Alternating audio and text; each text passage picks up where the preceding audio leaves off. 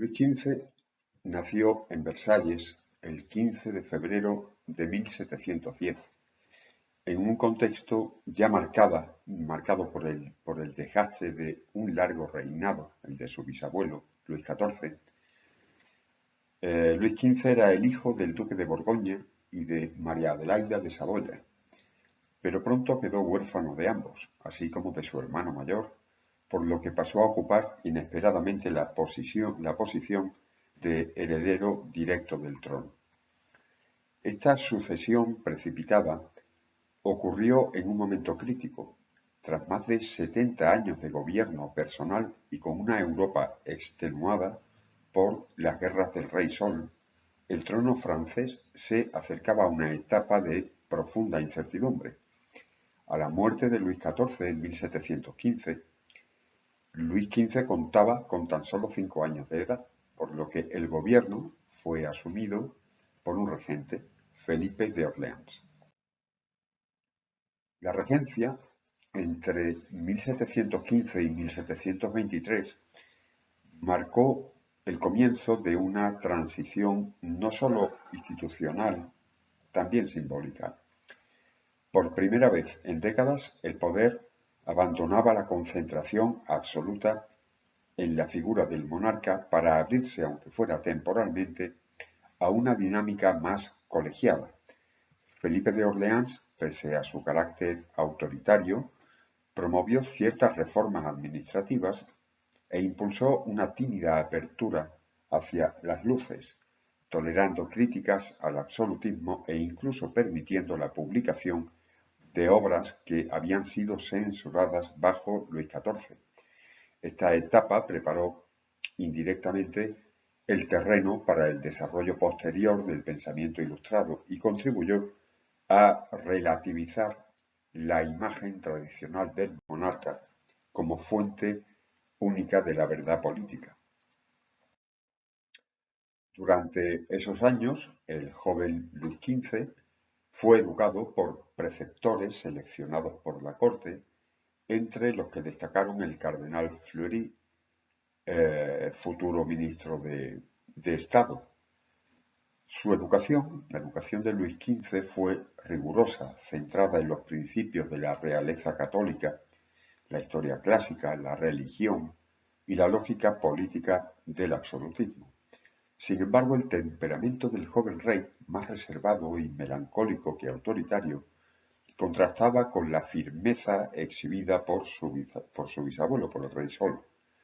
A diferencia de Luis XIV, que se formó bajo las tensiones de la Fronda y que construyó un estilo de gobierno basado en la omnipresencia del rey, Luis XV fue moldeado en un ambiente más moderado, menos asediado por amenazas internas y por tanto menos inclinado a imponer una autoridad personal excesiva. En 1723, con 13 años, Luis XV fue declarado mayor de edad y asumió formalmente el trono. Sin embargo, durante los primeros años de su reinado delegó en buena parte el ejercicio del poder en manos del cardenal Fleury, que se convirtió en su principal consejero y en figura dominante del gobierno hasta su muerte en 1743. Este prolongado tutelaje contribuyó a consolidar en Luis XV una práctica de gobierno más pasiva, basada en la delegación, en la confianza selectiva en ciertos ministros o en ciertos favoritos también, y en la preferencia por la estabilidad administrativa sobre la acción directa. Al contrario que su bisabuelo, Luis XV no se mostraba como un rey guerrero ni como un legislador omnisciente, sino como un soberano prudente, silencioso y con frecuencia desconectado de la realidad política de su reino. Este contraste con la imagen del Rey Sol resultó clave para la percepción pública del nuevo monarca, mientras que el Rey Sol, Luis XIV, había cultivado una teatralidad que afirmaba su autoridad en cada gesto. Luis XV tendía a la reserva, tendía al retiro, evitaba hablar en público, rehuía de las apariciones ostentosas y prefería los espacios íntimos a la escenificación palaciega del poder. Si bien en un principio esta actitud fue interpretada como signo de humildad y de buen juicio, con el paso del tiempo se percibió como signo de debilidad, de ausencia e incluso de desprecio hacia sus súbditos. La fórmula con la que fue inicialmente aclamado, que era el bien amado, Luis XV, el bien amado, eh, perdió rápidamente vigencia ante el deterioro de su imagen política. La transición desde Luis XIV no fue por tanto solo un cambio de persona en el trono, fue un giro más profundo en la forma de concebir la monarquía. Se pasó de un régimen donde el monarca era la fuente indiscutible de toda iniciativa a otro donde el poder se ejercía a través de intermediarios bajo un rey más distante, menos visible, menos implicado. Esto no supuso el final del absolutismo como sistema jurídico e institucional. El rey siguió ostentando teóricamente todos los poderes, pero sí fue una mutación en su práctica y en su legitimidad.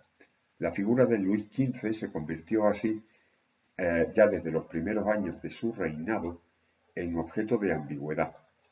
Por un lado, heredero de la majestad real más sólida de Europa, por otro, incapaz de encarnar plenamente esa majestad en una época que empezaba a exigir otros valores políticos: transparencia, eficacia, participación, racionalidad.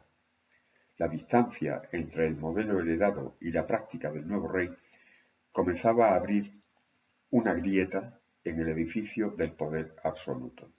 Esa grieta, todavía silenciosa en los años 1730 a 1740, se irá ensanchando progresivamente a medida que el reinado se prolongue, que los fracasos se acumulen y que la sociedad francesa, desde las élites ilustradas hasta los sectores populares, empiece a cuestionar seriamente la autoridad real como principio hasta entonces incuestionable.